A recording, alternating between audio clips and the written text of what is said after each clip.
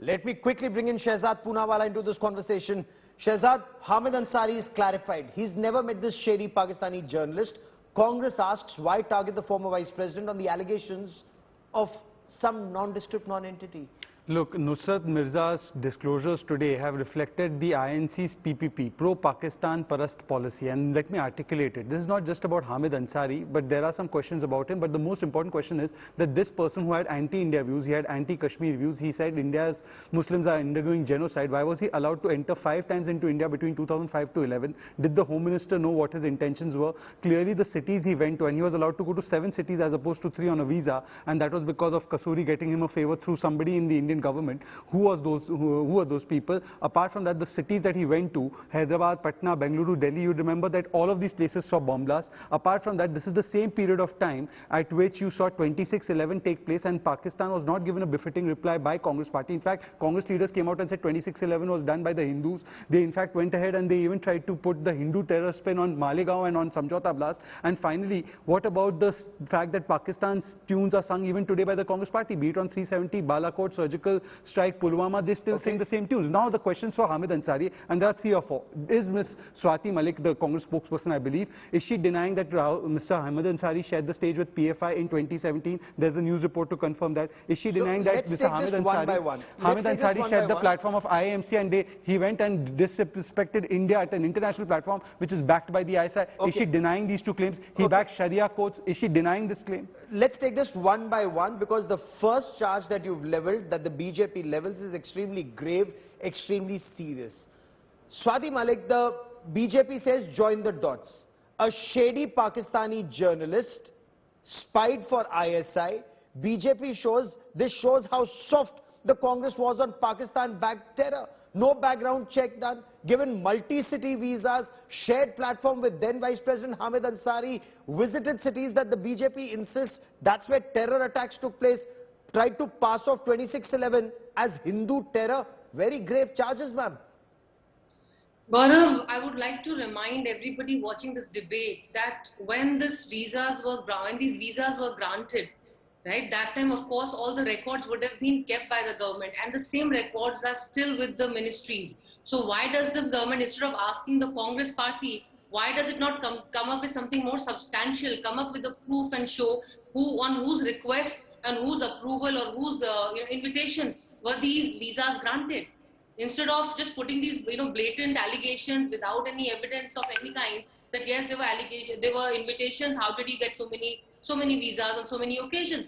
Please find out. It is all there in government records. But if the Congress party starts explaining about how it was granted, why it was granted, please understand there is a whole security of the country also which will be put at stake. We cannot, even after having been in that ministry, we cannot disclose on what are the parameters when these visas were granted. So please find out. The records are very much with the BJP. You were here in 2014. Does this not reflect? Okay, you've raised a fair point, and let me get Shehzad to respond to this before I bring in Mr. Sood. You are the government in power. In case there's any illegality, violation of IPC or CRPC, arrest those responsible.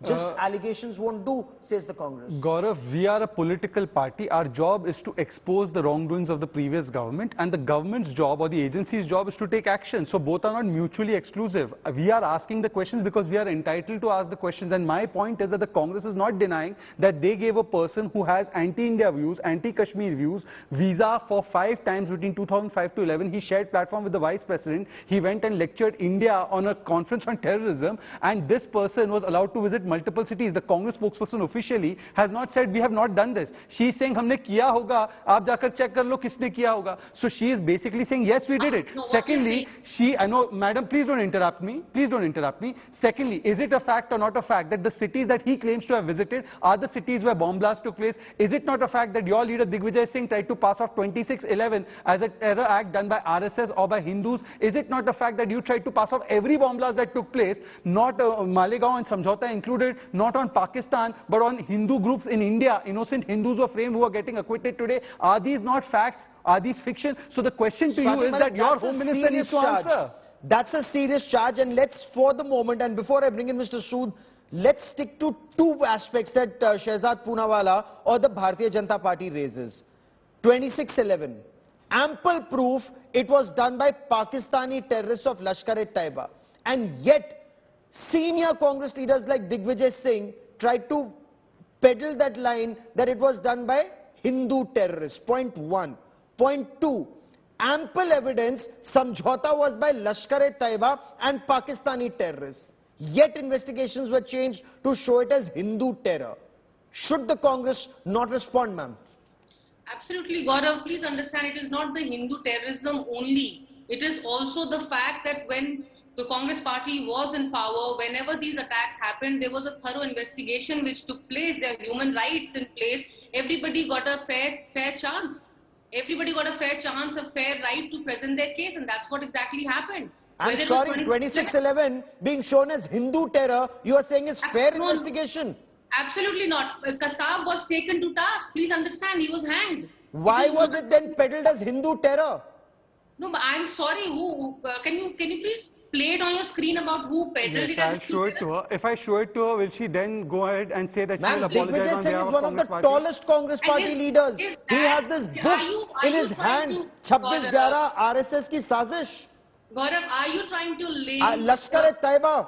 Lashkar-e-Taiba is a Pakistan-based terrorist organization. Gaurav, please let me finish now. Please let me make my point now. The debate today, for that matter, the discussion that we are having today, right? The discussion is about Mr. Hamid Ansari, whether these allegations are correct or false. Are you trying to say that these allegations that have been made have a connection to 26/11? Are you trying to say that? Are you trying to say that Congress party has been focusing or wanting these terrorist attacks to happen in the country and passing them off as Hindu terrorism? Absolutely not.